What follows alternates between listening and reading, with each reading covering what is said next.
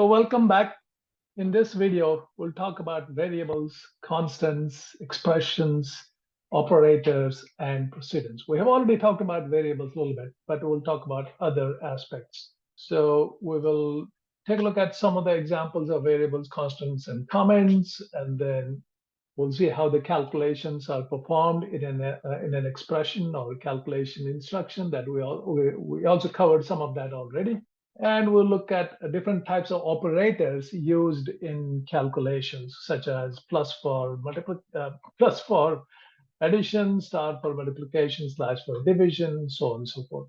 Then we talk about precedence. Precedence is a way to force computer to do certain calculations before doing other calculations. So we'll take a look at that. And then I'll explain to you what is a precedence table and how that works.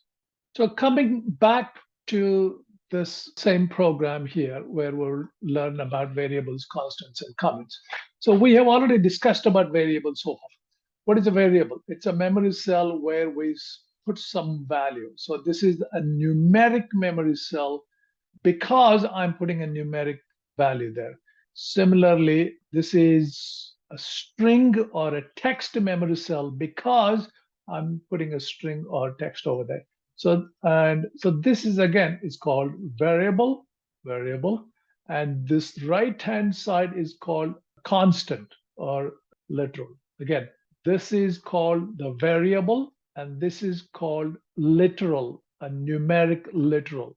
Similarly, this is called a string variable, and right-hand side, this is called a string literal. So what does this instruction do? It stores the value 20 into that variable. So go here, and I put the value 20 in this variable age. And then this instruction here takes the literal, string literal hello there and puts it into this variable called message. And that's what I'm going to do here, hello there. So that's what these two instructions do. Now, the next instruction, pay attention to this instruction here. What does this do? This instruction basically copies the contents of this variable into this variable. Pay attention to the word copy. So after execution of this instruction, this memory cell will have the same value as this. So this contains right now 20. After the execution of this cell will also have the value 20. So now basically it copies the same value from there into this. Remember, the word is copy. Okay. Now same thing over here. What does this instruction do? It copies the contents of this memory cell into that memory cell. So after executing this instruction, now both cells will have that, right? So both message and new message variables have the same value. So that's, again, copying the data from one variable into another variable. That's what these two instructions talk about. These two instructions talk about storing a numeric literal into a numeric variable, string literal or string constant into string variable. And the next thing is how the calculations are performed. So we already discussed this, I think, in the previous program, where what it adds up these three and divides it by 3. So here you got plus for adding, and then once all of this is added, then it divides it by 3 to calculate the average, and it stores the average into this cell over here. And something else in this print instruction we discussed previously, that basically what you're doing here is you're constructing a message to display to the user. One more time. In this instruction, you are constructing a message that you want to display to the user piece by piece. So you're taking a piece of text from here, combining with this piece of text, combining with this piece of text, combining with this piece of text, combining with this, and then combining with the contents of this memory cell. So you're putting together, one more time, you're constructing a message that you want to display to the user by pulling the data from this memory cell, joining that with this text, pulling the data from that memory cell, joining with this text, so on and so forth. One more thing, the comment. Comment is a line that starts with a pound sign, this hash symbol, where the computer ignores this. And these comments are not meant for the computer. These comments are meant for the programmers.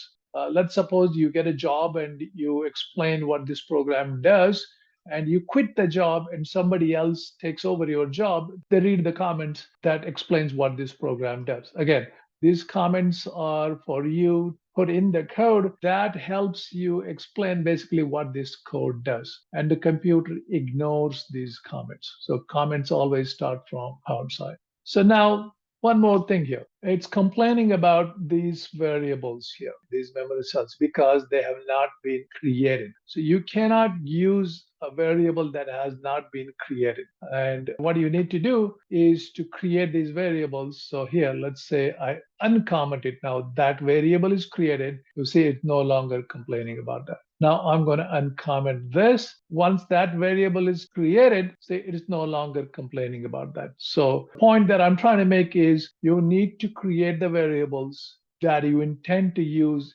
in your program. Here, it is happening automatically. It's taking the data from all of these variables, doing the calculation, and it's storing that into this variable. So creating of this variable and storing the value happen in a single line over here. And the next thing is operators. We have already come across some of these operators. Operators are plus, asterisk, division. We'll learn some of the operators, not all of them. Here, plus for addition, asterisk for multiplication, slash for division. So here, it's adding up these three values and then slash for division by 3. Okay, so it adds up these values and then divides it by 3. And multiplication, star is for multiplication. So what it does is it takes what is in this cell, multiplies it with what is in this cell, and stores the result into this cell. Next thing is precedence. Precedence is where you force the computer to perform certain operations before doing another operation. Let me take an example here where you're telling the computer, do this first before doing the division. Okay.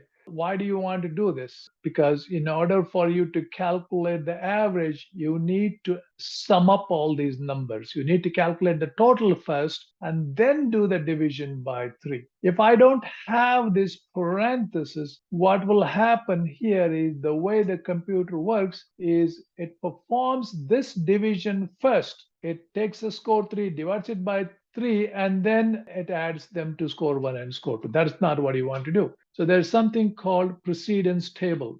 Parentheses have the highest precedence. Then comes multiplication and division. Then last comes addition and subtraction. As I said, parentheses have the highest precedence. Since the parentheses have the highest precedence, this will be done first. Parentheses have the highest precedence. So when you put a parenthesis around it, you're forcing the computer to do this thing first and take the result of this and divide it by 3. Without this parenthesis, what it's going to do, it's going to follow the next operator in the precedence table, which is a division. So here, since after the parenthesis, the next higher precedence is for the division, it's going to do the division first and takes the result of this and adds it to score 2 and score 3. And that will give you a wrong average. It won't give you a proper average. Right? And it's common mistakes many students do who do not understand the importance of precedence. So if you want to force this operation first, put a parenthesis around it. So that's what precedence is all about. So we learned a few things here. One is variable, constant, again, numeric variable, numeric constant, string variable, string constant, and then we learned that assigning the value from one variable into another variable. When you do this, you're copying the data from this into that. Similarly, you're copying the data from that into this. Then we learned about different types of operators, plus and multiplication. Then we learned about precedence and all of that. And also we learned about comments. What are the comments and what is it used for? In the next video, we will talk about how to approach to solve a problem. So we're going to have two videos on this. I'm going to give you a problem and I will show you once somebody gives you a problem, what is the approach that you take towards solving that problem and convert that problem into a program, write the code, test it, and get the results, right? So we're going to have two videos on this, and that is coming up in the next two videos. Thank you. See you in the next video.